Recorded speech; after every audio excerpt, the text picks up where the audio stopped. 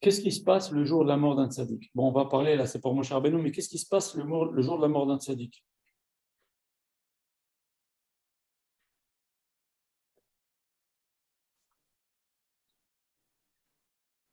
C'est que le jour de la mort du tzaddik, il lui est donné la possibilité de dévoiler des secrets qu'il n'a pas dévoilés, pas pu dévoiler de son vivant. On a vu ça avec Rabbi Shimon Bar Yochai.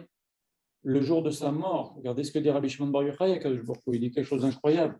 Personne ne peut parler comme ça. Mais Rabbi Shimon Bar Yochai, ce qu'il a dit à Kadosh Baruch Hu, toute ma vie, je t'ai respecté à Kadosh Baruch Hu. Je t'ai fait le kavod. Toi, aujourd'hui, à Kadosh Baruch Hu, c'est toi qui vas me faire le kavod.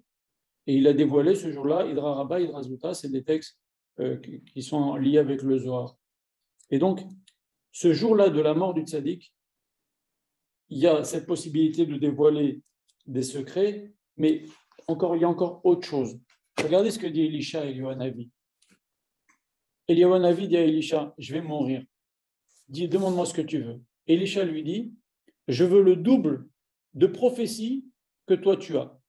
Alors Eliyahu lui dit, dis-moi, quand quelqu'un a 10 euros dans la poche, je te dis que j'ai 10 euros dans la poche, tu ne peux pas me dire prête-moi 20 euros. J'ai que 10. Comment Elisha vient demander à Eliyahu, donne-moi 20, donne-moi le double de ce que tu as. Je ne peux pas donner le double de ce que j'ai, je peux te donner ce que j'ai. Je ne peux pas donner le double de ce que j'ai. Qu'est-ce qu'il lui répond à Eliyahu? Il lui dit, si tu me vois partir au ciel, eh ben, tu auras le double. Et c'est ce qui s'est passé. Et donc pourquoi? Parce que si tu assistes à la mort du tzaddik, il y a des dévoilements. Qu'est-ce qui se passe? En fait, Akash Baruch Hu, il a donné, ce tzaddik, il a travaillé. Il a fait descendre la clémence d'Akash Baruch Hu. Il a travaillé sur lui. Il a eu des midotes. Il a eu des qualités. Maintenant, c'est quand il meurt, tout ce qu'il a travaillé, c'est dans l'air. C'est dans l'air. On n'a plus qu'à venir se servir. Et c'est ce que, et c'est pour les bénis Israël aussi, une capara extraordinaire. C'est pour ça que Akash Baruch Hu, il a dit à Moshe, Machanina, Messifrecha, Mechina, efface-moi de ton livre. Ok, tu veux punir les Israël, tu veux tous les tuer? Moi, je vais faire capara. Efface-moi de ton livre, tue-moi, ça va faire capara, au moins tu ne tueras pas les Israël. Pareil, on voit que dans Chazal, il nous raconte que Mordechai, il faisait exprès d'aller se planter dans les rues où il y avait Haman, et il se mettait droit comme ça, il ne se prosternait pas devant lui pour énerver Haman. Pourquoi il faisait ça? D'ailleurs, les Chachamim, ils ont dit Madoua ataover bemizvat hamelech. Les gens lui disent pourquoi tu ne respectes pas l'ordre du roi Ahashverosh, mais l'ordre du roi Akash Baruch Hu. Akash Baruch Hu, il te dit prosterne-toi devant lui, et au moins on ne va pas tous mourir à cause de toi. Tu provoques les nerfs de ce Haman, il veut nous tuer à cause de toi. D'ailleurs, la Megillah le dit elle-même. Elle le dit, il a voulu tuer. Je ne veux pas tuer Mordechai, je veux tuer Mordechai. Mais je veux tellement j'ai les nerfs contre Mordechai, je ne veux pas tuer Mordechai Levado, je veux tuer un Mordechai. Je veux tuer tous les Chachamim, je veux tuer tous les Juifs, hommes, femmes, enfants, en un seul jour. Pourquoi? Parce que c'est Mordechai qui l'a énervé. Et pourquoi Mordechai l'a énervé? Qu'est-ce qu'il voulait Mordechai?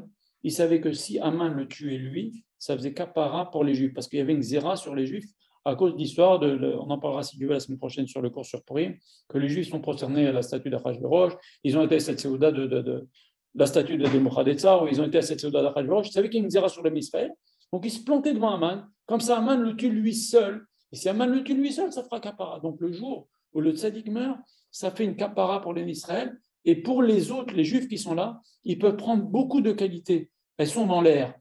Elles sont dans l'air. C'est-à-dire celui qui dit, par exemple, ce Rab-là, il étudiait la Torah très, très fort. Je pourrais, moi, prendre cette qualité-là d'étudier jour et nuit. Elle est dans l'air. Je peux la saisir. Il a fait descendre sur terre. Je peux la saisir. Il avait fait beaucoup de Tzedaka, Benut Rasadim, ce Rab-là. Il avait beaucoup d'Ahava d'Israël. Je peux saisir ces qualités-là. Et ça, c'est pareil à chaque fois qu'il y a un tzaddik qui meurt. Je vous lire encore quelques passages.